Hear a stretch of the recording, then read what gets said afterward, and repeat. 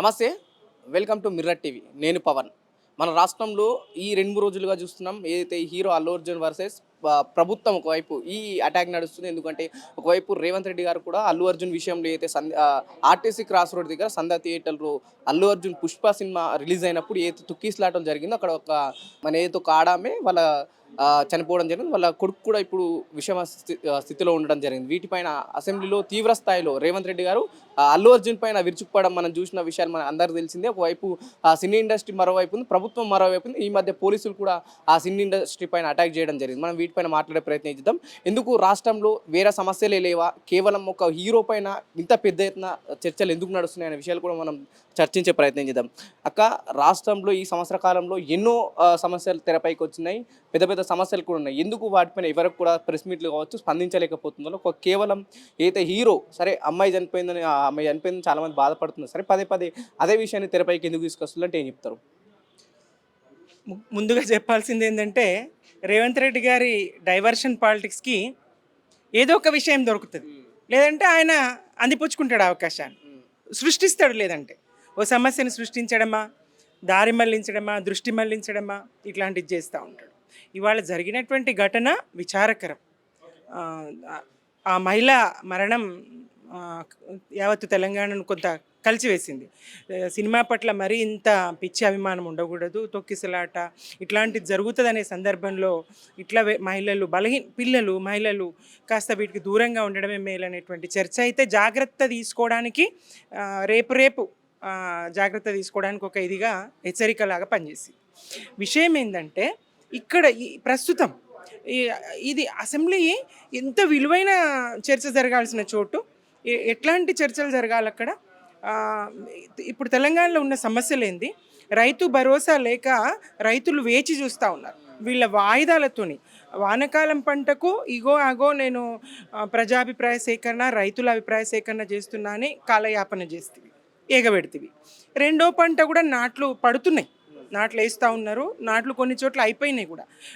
దుక్కులు దున్నేటాళ్ళకి ఇవ్వాల్సింది దులిపేటాళ్ళకు కూడా, పంట దులిపేటాళ్ళకు కూడా నువ్వు ఇవ్వకపోతేవి వానకాలం. ఇప్పుడు కూడా మళ్ళా గదే కథ చేస్తావా ఏంది పెట్టుబడి ఎట్లా అని రైతులు ఎదురు చూస్తూ ఉన్నారు. గురుకులాల్లో పిట్టలు రాలిపోయినట్టు పిల్లలు రాలిపోతూ ఉన్నారు. పాము కాట్లతోని ఎలుకలు గరిచి ఒక విద్యార్థినికి నేను మొన్న టీవీలో చూశాను. ఎలుకలు గరిచి 15 సార్లు యాంటీ ర్యాబిస్ టీకా ఇచ్చి ఆమె కాళ్ళు చేతులు చచ్చుబడిపోయినాయి. పాములు గడిసి ఒక హాస్టల్లోనే వరుస పాము కాట్లు, విషాహారము, కలుషితాహారం, రోజు ఒక బడిలో మధ్యాహ్న భోజనమా, లేకపోతే గురుకులాల్లో భోజనమా, నాణ్యత లేని భోజనము, కలుషితాహారము, పురుగులన్నం తిని విద్యార్థులు మృత్యువాత పడుతూ ఉన్నారు, అనారోగ్యం పాలవుతూ ఉన్నారు. నెలలు రోజులు హాస్పిటళ్ళలో వాళ్ళు మగ్గుతూ ఉన్నారు. ఒక్కసారి కూడా వాళ్ళని వెళ్ళి పలకరించిన సందర్భం లేదు. మరి ఏదైతే సంవత్సర కాలంలో ఇది రెండోసారి అసెంబ్లీ సెషన్ జరుగుతాం, పూర్తిగా దాదాపు ఒక అర్ధగంట కేటాయించారు ఈ హీరో విషయంలో, ఈ సంధ్య థియేటర్ ఇష్యూ విషయంలో. అంత సమయం కేటాయించాల్సిన అవసరం ఉందా? లేకుంటే ఇతర సమస్యలు కూడా ఎందుకు, లగచెల్ల ఇష్యూ కావచ్చు, లేకపోతే ఈ గురుకులాల ఇష్యూ కావచ్చు, ఇతర సమస్యల్ని ఎందుకు కాస్త టైం కూడా అక్కడ అసెంబ్లీలో చర్చించలేరంటే ఏం చెప్తారు? తాను ఏవైతే తన తప్పులు చర్చించడానికి ఎట్లా వేదిక వాడుకుంటాడు దాన్ని? అసెంబ్లీ అయినా ఇంకోటైనా ఏదైనా అయితే బీఆర్ఎస్ని బద్నాం చేయడమో లేదంటే దృష్టి మళ్లించడమో, ఈ రెండే రాజకీయాలు. తెలంగాణలో సినీ పరిశ్రమ స్థిరపడ్డది, హైదరాబాద్లో స్థిరపడ్డది. సినీ ప్రముఖులందరూ వచ్చి ఈ ప్రభుత్వాన్ని ప్రశంసించారు. ప్రభుత్వం చేసే ప్రతి పనిలో వాళ్ళు మా సపోర్ట్ ఉంటుందని గత పాలనలో వాళ్ళు ముందున్నారు. మరి అటువంటి సందర్భంలో ఈ సినీ పరిశ్రమ వాళ్ళ గురువు అంటే ఆయనకి ఇష్టం ఉండదు, కానీ ఆంధ్రాకు మళ్లించాలి, అమరావతికి మళ్లించాలి, అక్కడ భూముల విలువ పెంచాలి, అక్కడ చైతన్యం తీసుకురావాలి, సినీ ఇది తీసుకురావాలి అనేటువంటి ఒక దురుద్దేశం అయితే దీని వెనుక ఉన్నట్టు స్పష్టంగా అర్థమవుతుంది. లేదంటే అసెంబ్లీ లాంటి ఇంపార్టెంట్ అలాంటి వేదిక మీద ఒక సినిమా విషయము అరగంట సమయం కేటాయించి తప్పొప్పులించి చిన్న విషయాన్ని కూడా ఏదో నిమిషమో 2 నిమిషాలు చర్చ కాదు, ముఖ్యమైన రైతుల విషయం మాట్లాడుతూ ఉంటే తగ్గించండి, ఆగండి, అది తేలక ముందే ఆయన మంత్రి గారు చెప్తారు, మేము ఇంకా ఏమి ఇవ్వాలి, ఎంత ఇవ్వాలి అనేది ఇంకా నిర్ధారించుకోలేదు, నిర్ణయానికి రాలేదు. ఎన్నికలకు ముందే చెప్పిండ్రు మేము 7,500 ఇస్తాం, పంటకు మొత్తం 15,000 ఇస్తామని. ఎన్నికలైనాక మేము ఇంకా నిర్ధారించుకోలేదంటారు. పంటకాలం అయిపోయింది, ఏడాది గడిచిపోతా ఉంది, ఇంకా నిర్ధారించుకోలేదంటారు. మరి అవన్నీ పక్కన పెట్టి, చర్చ అంతా పక్కన పెట్టి, ముఖ్యమైనటువంటి విషయాలు పక్కన పెట్టి చర్చ చేయాల్సినటువంటి అంశాలు ఎన్నో ఉన్నాయి. హాస్టల్లో మెరుగైనటువంటి భోజన సదుపాయాలు ఎట్లా కల్పించాలి, విద్యా అవకాశాలు ఎట్లా కల్పించాలి, ఖాళీలు ఎట్లా భర్తీ చేయాలి, ఇస్తామని డిసెంబర్ టు డిసెంబర్ వరకు, డిసెంబర్ 9 నాడు తన అధికారంలోకి వచ్చిన నుంచి మళ్ళీ డిసెంబర్ 9 వరకు తాను 2 లక్షల ఉద్యోగాలు భర్తీ చేస్తానన్నాడు. ఆనాడు రాహుల్ గాంధీ గారిని తీసుకుపోయి అశోక్ నగర్లో అక్కడ ధర్నాలు చేయించిండు, మరి పిల్లలతో మాట్లాడిచ్చిండు. ఏది ఇక్కడ ఈసారి ఏంది మరి ఏమైంది? ఒక్క విషయమైనా నిరుద్యోగుల విషయము, మరి వాళ్ళ డిఏల విషయము, పిఆర్సీ విషయం పూర్తిగా అధికారంలోకి రాగానే మేము జాబ్ క్యాలెండర్ రిలీజ్ చేసినాం, పూర్తి అందరి నోటిఫికేషన్ ఇచ్చినా, మేము జాబ్స్ ఇచ్చినామని వాళ్ళు చెప్పుకుంటున్నారు. కానిస్టేబుల్ జాబ్స్ కావచ్చు, లేకపోతే నర్సింగ్ పోస్టులు కావచ్చు, ఏవైనా కానివ్వండి. ఇచ్చిన కొలువులు ఎన్ని, మీరు చెప్పిన కొలువులు ఎన్ని, ఇచ్చిన కొలువులు ఎన్ని?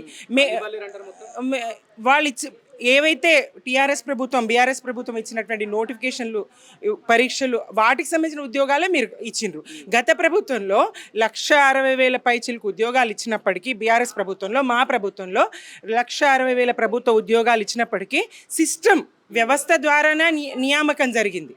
మరి మంత్రులు, ముఖ్యమంత్రులు వెళ్ళి ఆ పేపర్లు ఇవ్వలేదు, ఉద్యోగ నియామక పత్రాలు ఇవ్వలేదు. ఇక్కడ ఏంటంటే ప్రచారం జాస్తి, పని నాస్తి. పని చేసింది లేదు, ప్రచారం మాత్రం చేసుకున్నారు. ఎక్కడిచ్చిర్రు? 9-10 వేల ఉద్యోగాలు ఇచ్చి మీరు 2 లక్షల ఉద్యోగాలు ఇస్తామన్నారు. మాట మీద నిలబడండి. పోనీ మేమిచ్చిన నోటిఫికేషన్లతో కలుపుకొనైనా 2 లక్షలు ఇవ్వండి. ఏదైతే అసెంబ్లీలో దాదాపు అల్లు అర్జున్ పైన పెద్ద ఎత్తున చర్చ జరిగింది, దాని తర్వాత ఇటు అల్లు అర్జున్ ప్రెస్ మీట్ పెట్టడాన్ని ఏదైనా తప్పు పట్టచ్చా మీరు? ఎవరైనా మాట్లాడే ఇది ఉంది. ఇక్కడ వ్యవస్థను ఆయన వాడుకుంటున్నాడు.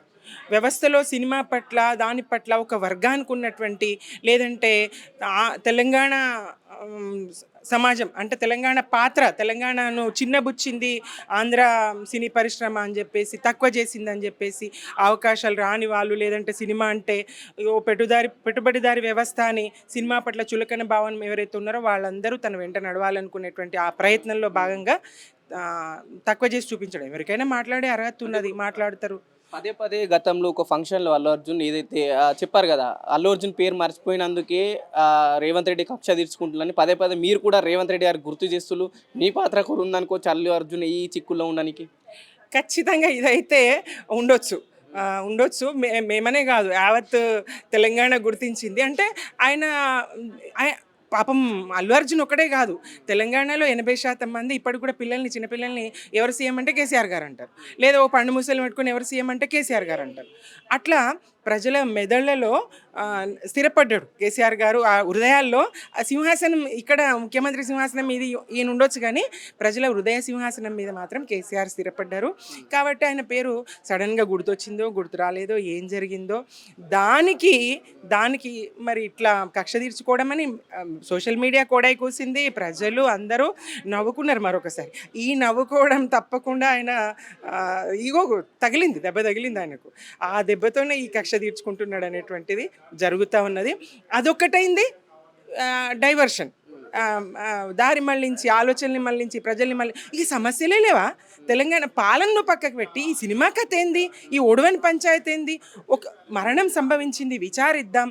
మీరు సాయం చేసిండ్రు, తను సాయం చేస్తున్నాడు, కానివ్వండి. మరి గురుకుల విద్యార్థులకు ఏమి ఇస్తున్నావు? మన కారణంగా వాళ్ళు సినిమా చూడడానికి వినోదం కోసం రాలేరు కదా, చదువుకోవడానికి వచ్చిండ్రు కదా విద్యాలయాలకు. తల్లిదండ్రులు నమ్మి మా పిల్లల్ని చదువుతారు, ఎదుగుతారు, గొప్పవాళ్ళు అవుతారని నమ్మి పంపించారు కదా. మరి వాళ్ళ సంగతి ఏంది? ఇవాళ రేపు అందరికి ఒకరు లేదా ఇద్దరు పిల్లలు, ఇద్దరు పిల్లల్లో ఒకరిని పోగొట్టుకొని ఆ కుటుంబాలు ఎంత నష్టపోయినాయి, వాళ్ళకి ఎట్లా నష్టాన్ని పొడుస్తావు, వాళ్ళకేం సాయం చేసినావు? ఒక్క హాస్టల్ మృతుడి కన్నా నువ్వేమైనా సహాయం ప్రకటించినవా? లేకపోతే ఎప్పుడు ప్రకటిస్తావు, ఎంత ప్రకటిస్తావు? ఈ ఇష్యూ ఏదైతే 25 లక్షలు ఈయనకు అందినాయో, సరే 25 లక్షలే కాదు, అటు అల్లు అర్జున్ నుంచి, అటు సినీ పరిశ్రమ నుంచి ఆయనకు, ఆ కుటుంబానికి అందుతున్నాయి. అది ఆహ్వానించదగ్గ పరిణామమే.